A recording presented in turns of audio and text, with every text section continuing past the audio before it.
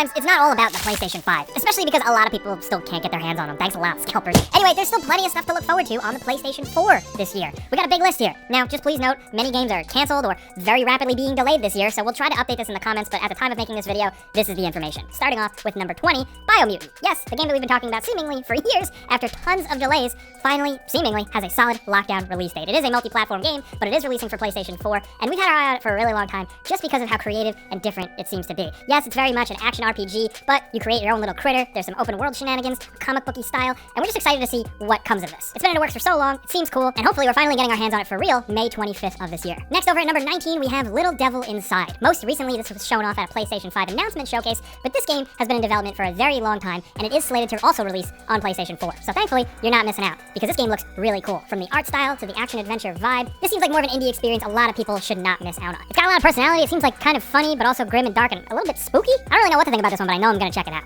Next, over at number 18, we have Mass Effect, the Legendary Edition. This is the collection of the excellent sci-fi RPG trilogy. One of the best, getting updated with higher frame rates, prettier graphics, all the DLC, and some nice new touches to Mass Effect 1 in particular, which has kind of aged the worst, but I think people give it a little bit too much smack. I think Mass Effect 1 was really good. Anyway, you're gonna be able to replay these games in all their glory and then some when this releases May 14th, 2021.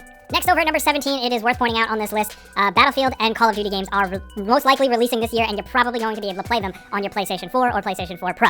At the time of making this video, we don't know anything about them, but for the sake of trying to make this list as complete as possible, especially considering things change so much, we wanted to just throw this in here as a placeholder. So consider this, number 17, the yearly first-person shooter point. Next, over at number 16, we have Evil West, a really weird, cool-looking game that I can't get enough of. The cinematic reveal trailer gave us a vibe from the early 2000s that we never thought we'd miss, but it turns out we do. Over-the-top, grim, dark action as like a sci-fi cowboy fighting evil things. The game has built as kind of you becoming a country western sci-fi superhero, and that's all I really needed to hear. It is being published by Focus Home Interactive, who do tend to put out kind of weird, unconventional games. Maybe not always perfect games, but interesting games. And we'll know for sure with Evil West because it is slated to release in 2021. Next, at number 15, we have Chorus, or I mean, if you read the box, it says Corvus with like a V, but it's actually technically called Chorus. This is an exciting space combat shooter with pretty interesting lore and a story behind it. In it, you're the former right hand of the head of like the most powerful cult in the universe, and your best friend is a sentient spaceship. So together, you go on an epic space adventure for redemption of your past sins, and yeah, that sounds really cool. Good sci-fi stuff, and especially a good backing story for a primarily ship combat game. It looks like it definitely promises a lot of fast-paced combat with a good balance between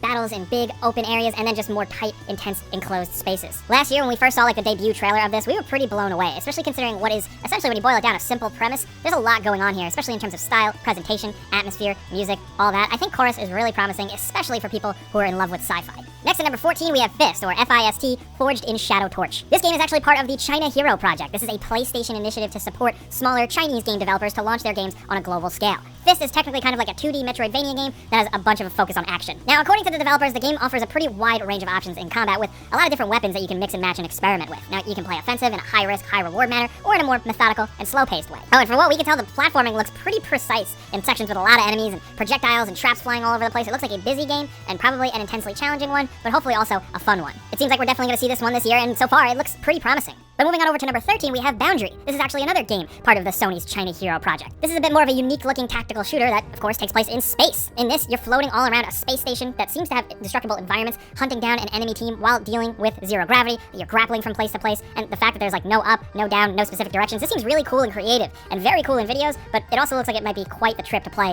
and you're really gonna have to get your head wrapped around this concept. Still, this way of moving, this way of combat is very unique. We've seen it experimented with VR games in the past, and this has the potential to get pretty competitive, but unique at the same time. The game's gonna offer different characters divided by classes, but apparently there's going to be a bunch of customization that can go beyond cosmetic stuff to kind of cater your character to your own playstyle. Honestly, these concepts are very ambitious, but we're hoping they can pull it off. We're also going to see this on PC, but Boundary is slated for sometime in 2021. Down to number 12, we have a game that released very early in 2021, and that is Hitman 3. For the World of Assassination trilogy, essentially this new version of the Hitman games, this emphasis on endlessly replayable levels and variety, Hitman 3 kind of ties it all together. These levels are the most interesting, the objectives are the most fascinating, the moments the most memorable, and thankfully this time around they finally injected a good bit of story into some of the moment-to-moment gameplay that just makes it all the more compelling. I was very skeptical. I appreciated what they did with the first two Hitman World of Assassination games. I liked them, I understood it, but the third one hammered it home and got me truly hooked. It also looks pretty damn good, even if you're running it on a base PS4. These games have been impressive from all fronts. And especially, I gotta say, if like you're an old school Hitman fan and you've been skeptical of these games, this one is at least worth a try for, at the very least, some good, memorable Hitman, Agent 47, and Diana moments.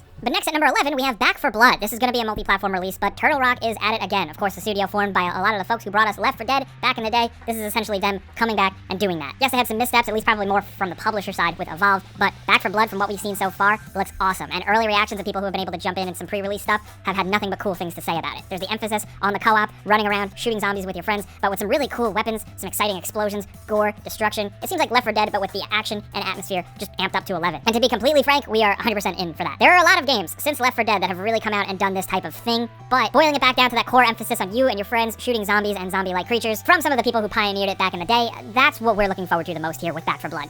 But next at number 10, we have Gotham Knights. This is a really interesting title, specifically because it's a Batman game and it doesn't take place in the Arkham universe. No, this is Ubisoft Montreal's new joint, which is a new world, essentially, where Batman and Commissioner Gordon are dead, and it's up to the Bat family to save the day and keep Gotham free from crime. Now, initially, there's a lot of hubbub about this being a complete games-as-a-service game, but it seems like that's not going to be the case. Of course, we're going to judge it when we get our hands on it, but from what we've seen, it does look like you can go in single-player or fun co-op and engage in more open-world-style Batman Arkham combat, traversal, mission design, but just on a newer scale and with an emphasis on loot, leveling up, and customizing your characters.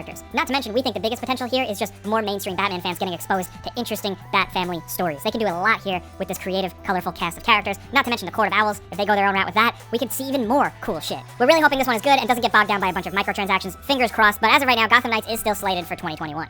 Next at number 9, we have It Takes Two. This is from developer Hazelight, the people previously behind A Way Out. Remember that game where you escaped jail as two convicts and one person on the couch played one character, and the game did creative things, splitting the screen and giving you different gameplay scenarios? Well, they're essentially doing that again, but on a bigger scale with a new concept, kind of like a romantic comedy, goofy, lighthearted atmosphere where a couple on the rocks is transformed into dolls, and they are little figures in this massive world, and you pretty much go through a linear adventure of wackiness and zaniness. The trailers have been awesome. The potential is massive. The way they make these games and kind of pace them to always throw new, interesting gameplay elements at you keeps it refreshing, and we're so excited to get our hands on this. We've been calling it, I've said this in a couple of videos, but I think this game is going to be massively underrated, just like A Way Out was. It Takes Two is releasing March 26th, 2021 for all the platforms. Next at number 8, we have Kena, Bridge of Spirits. This is an indie-style game with an incredibly cool art style, evocative of something from like Disney Animation Studios or Pixar or DreamWorks or whatever, but it's its own thing, and it seems cool. It's like an action-adventure game with light RPG elements, and you collect these little creatures, and the game has said to have some environmental manipulation as well. It seems like a lot of people have been anticipating this game, especially people who are just fans of this art style, of this genre of game, so we're curious to see what they can do with it. It's releasing on PlayStation 4 and PlayStation 5, and we just hope to see the potential realized. Next at number 7, we have Riders Republic, a game which I think we're going to see this year. If you don't remember this game, I don't blame you. In fact, the reason we do remember it is because it's that Ubisoft game that we keep forgetting about. Jokes aside, though, this game actually reminds us of Steep. It's like an extreme sports game on a mountainside, but with more variety and weather and different action-adventure sports, and a lot more going on than just winter sports and snow. It also seems to try and have a little bit more of a silly, cool, kind of rad attitude. I'm out of touch. I don't know what they're going for here with this vibe. Still, it looks like it uses like the big open-world formula with a lot of events and stuff to do that Ubisoft is known for, but with a games-as-a-service type feeling that may make it either feel fresh or make it be reviled and hated by everybody. We are skeptical, especially because it is like a full-priced games-as-a-service game, but if the gameplay elements are fun, especially some of the bike stuff we've seen teased, downhill jam-style games can be pretty cool. There is some potential, so we're keeping an eye on it at least. Next at number 6, we have LEGO Star Wars, the Skywalker Saga. This one, don't let this slip under the radar. We've actually noticed a lot of people in comments really anticipating this one, especially just because with what they have said and shown about this game does seem pretty cool. A revival of the beloved LEGO Star Wars games, but in a big package essentially covering all the movies, all the lore, all the big moments in a new style, incredibly even more realistic looking graphics. And by realistic, I mean it looks like they're real LEGO bricks. Obviously, it's not realistic, but you know what I mean. But the LEGO Star Wars brand has been strong for a while. It can be pretty hilarious, and there's a lot of potential here for them to introduce cool new concepts into the gameplay department, whether they're going to capture a young audience again or kind of cater to the people who grew up playing it that are now a little bit older and can handle a little bit more. Whatever they do with this, really, we're willing to give it a shot thanks to so many memories of long nights being spent playing all those awesome LEGO Star Wars games. You know what I mean? This is a multi-platform game, and it has been delayed, but we're expected to see it in the first or second quarter of 2021. Next at number 5, we have Where the Heart Leads, which is previously known as Where the Heart Is, and it's a narrative adventure. The game promises to have real consequences for your choices in a world where our world crosses paths with the ethereal world, resulting in, honestly, some pretty beautiful set pieces that you engage in. And with everything they have going on here, it seems like it has the potential for a very personal and emotional journey during this game. We don't expect it to be too long, but it does look compelling, and especially that art style, man, I can't get enough of that. I can't wait to see this in action. This one won't have a PlayStation 5 version. It's going to be playable as backwards compatible title, but it will be on PlayStation 4, and it's launching second quarter of 2021. Now down to number 4, of course, we have Resident Evil Village. A lot of people have been caught up talking about playing this on next generation consoles and PC, but don't forget, you're still going to be able to play this on PS4, and thank goodness for that, because this one looks awesome. It's following up the tale of Ethan Winters, established in Resident Evil 7. Once again, you have that kick-ass Resident Evil graphics engine, so the game's still going to look really good on PlayStation 4, and they're doing some interesting things here with, obviously, the village concept, the haunted castle concept, even down to like the vendor and the inventory management stuff, very evocative of Resident Evil 4, but this time around with cool werewolves and hot vampire ladies. If that's not a good enough pitch, I don't know what is. I mean, I guess I have one more pitch, the fact that Chris Redfield is fully featured in the game, seemingly as the cool Chris we remember, but this time he's up to no good. What's the deal? There's definitely a mystery afoot, and I can't wait to see where it goes. Thankfully, the wait isn't too much longer because it's releasing May 7th, 2021. Down to number 3, we have Far Cry 6, another game that has been delayed quite a bit, but we're thinking maybe we'll see it this year, maybe at the holiday season. We hope so. This new Far Cry game takes place on a fictional Caribbean island of Yara, and it's gonna star Gustavo Fring himself, Moff Gideon himself, aka Giancarlo Esposito. Someone who is just really good at playing villains. He's gonna be the prolific villain this time around, and he is a dictator, and you are working to essentially overthrow the current peoples in power in revolutionary guerrilla-style gameplay. I'm curious to see how much that actually translates over to Far Cry 6's gameplay. Are they gonna really change it up this time around? Or is it gonna be business as usual? Who knows? Regardless, the world's apparently gonna be really big. It's also going to have one of the biggest city areas in a Far Cry game, unlike anything we've really seen before, an emphasis on weapon crafting and modification, and the potential is high. We're keeping an eye on this one. It could go one of two ways, and these games are very divisive. It could be another Ubisoft cluttered game that people get tired of, or it could be a kick-ass new Far Cry game.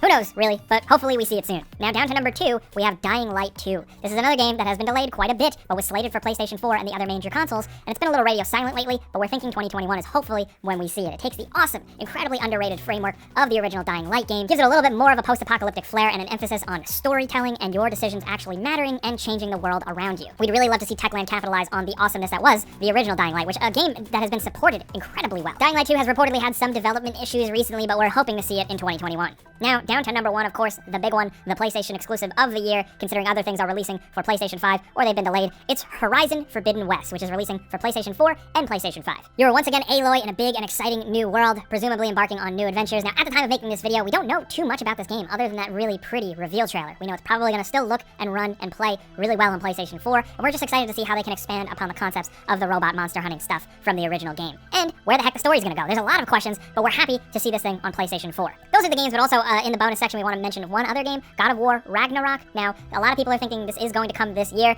Now, as the year develops, we don't know for sure, but we wanted to mention it also with the fact that there have been rumors circulating around out there with one of the former God of War creators saying that this game will release on PlayStation 4 and PlayStation 5. Who knows? It's still up in the air, but we did want to at least give it a mention.